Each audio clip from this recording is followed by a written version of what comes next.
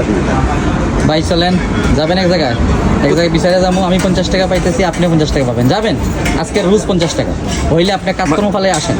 Paris এইগুলো চলে, মানে কোথাও গেলে চলবো না কেন? মানে বিচারে গেলে আপনার 50 ইউরো পাওয়া যায়? 50 না, মানে যে যেরকম নিতে পারে। কেন বিচারে যাবো কেন, ফ্রি যাবো কেন ভাই? মানে এটা কি জব? আমি কি অ্যাসোসিয়েশন ফ্রি যাবো? আচ্ছা, প্যারিসে যে এরকম চলে এটা তো জানতাম না, কিন্তু কথা হলো আচ্ছা আপনি যার কাছে আপনি 50 ইউরো নিয়ে যাবেন, যদি তার পক্ষে না যায় তখন আপনারা কি করেন? ওখানে বেড়েছে একটা লাগাও না, লাগিয়ে যায় ঝামেলা শুরু করুন, করে টাকার রেটটা একটু বাড়াই দিন, সমস্যা না। মানে যেভাবেই হোক আপনারা আপনাদের পক্ষে নিয়ে এসে নিজেদের লাভের জন্যই তো জাম হয়ে গেল। একটা বিচার লাগাবো, বিচার লাগিয়ে যায় ঝামেলা করুন। এখন পক্ষ বিপক্ষ, আবার ওই বিপক্ষের পার্টির কাছ থেকে নেওয়ার চেষ্টা করুন, কোনো কৌশলে কি নেওয়া যায় টাকা। আচ্ছা, আপনি যদি যাবেন কি যাবেন না সেটা বলে। আচ্ছা দেখি, যদি অফার যদি খুব সুন্দর হয় তো খারাপ না তো। আচ্ছা, যদি আপনার ই করেন, ওই পক্ষ যদি টাকা বেশি দেয় তখন কি করেন? ওই পক্ষে যাইব গা বিচার। আচ্ছা, দুই পক্ষ যদি আবার সমান সমান টাকা দেয়? সমান দিলে পরে বিবেচনা করবো আসলে কোন দিকে যাবে না। আর দুই পক্ষ যদি মিলে যায় আপনাদের ধরতে? কিন্তু আরেকটা বিষয় আছে, আমাদের একটা নীতি আছে। এখন আমাদের যা নীতি আছে, যারা নীতি নাই তাদের সমস্যা। আমাদের একটা নীতি আছে যে যদি ওই লোকটা অরিজিনাল ভিকটিম থাকে, তার টাকা পয়সা আমরা তুলে দিই, সমস্যা না। কিন্তু ভিকটিমে যদি আপনাকে টাকা না দেয়, যে ভিকটিম না সে যদি টাকা দেয়, আমরা ওর পক্ষে যাবো। আমরা ফ্রি করবো কেন? ও আচ্ছা, ফ্রি এই দেশে ভালোবাসা নাই। একটা ফুল ক্লিপ কিনতেও টাকা লাগে, 2 টাকা লাগে। আচ্ছা, তো ফ্রি যাবো কেন ভাই? আবার ওই দুপক্ষ মিলে যদি আবার আপনাদের বিচার করার জন্য আরেকজনকে টাকা দেয়? একটা বিষয় আছে, মাইরও খাইতে পারেন এখানে।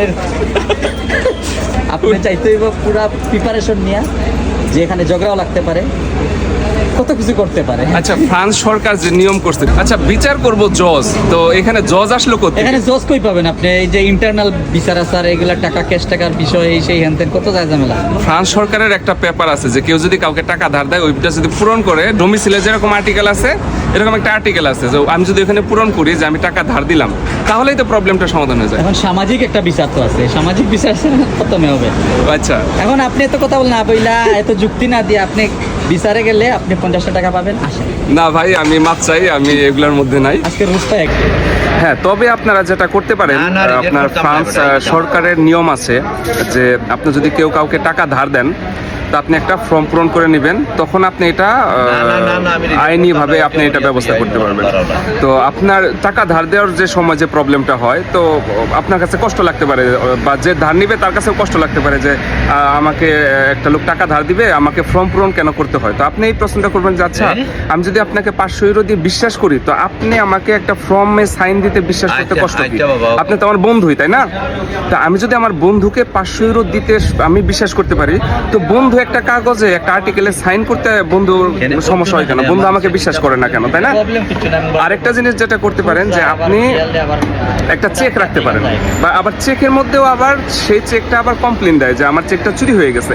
তো আপনি সেম কাজটা করবেন যে তার কাছ থেকে একটা কাগজ নিয়ে সেখানে আপনি আর্টিকেল অনুযায়ী আপনি সাইন করে দিলেন। আপনারা যদি চান আমাদের কাছে আসতে পারেন, যে এই ক্ষেত্রে আমাদের কোনো পে করতে হবে না, যদিও আমরা অ্যাসোসিয়েশন না। তো আমরা সেই ফর্মটা পূরণ করে দিলাম, এবং কি আপনি সেখানে সাইন করলেন, যাকে আপনি পেমেন্টটা ধার দিতেছেন টোটাল আর্টিকেল অনুযায়ী, বা চেক আপনি একটা রেখে দিলেন। তো সেই চেক চুরি হয়নি, আপনি সেটাও সাইন করে রাখলেন, তার আইডি নিয়ে রাখলেন। এখানে যেটা প্রবলেমটা হবে যে বন্ধুকে বলবে যে আমাকে তুমি এটা বিশ্বাস করো না, তো আমি কাগজে সাইন করবো না। তো আপনি বলবেন যে আচ্ছা, তাহলে তো তুমিও তো আমাকে বিশ্বাস করতেছো না, তা আমি ডাইরেক্ট টাকা দিয়ে দিতেছি, আর তুমি একটা কাগজে, তাও কাগজে লেখা থাকবে যে সম পরিমাণ 500 ইউরো। আপনি যদি 500 ইউরো দেন, 500 ইউরোই লেখেন, তাহলে কি হলো, দুই পক্ষে একটা সুন্দর সম্পর্ক রইলো। কখনো যদি সে ঝামেলা করে, আপনি এটা নিয়ে আইনিভাবে ব্যবস্থা নিতে পারেন। অথবা যেটা করতে পারেন যে সে পেমেন্টটা দিয়ে দিচ্ছে, আপনি তাকে সাইনের কাগজটা দিয়ে দিলেন, শেষ, ঝামেলা শেষ। তাহলে যে লম্বা বিচার টিচার এগুলোর দরকার হয় না। আর আপনার যদি এরকম প্রবলেম করে থাকেন, আমরা আমাদের পক্ষ থেকে টোটালি আর কি আর্টিকেল অনুযায়ী সাইন করে দিব, আপনি সাইন টাইন করবেন। সো আপনার আশা করি এই প্রবলেমটা হবে না। ভালো থাকবেন, আসসালামু আলাইকুম।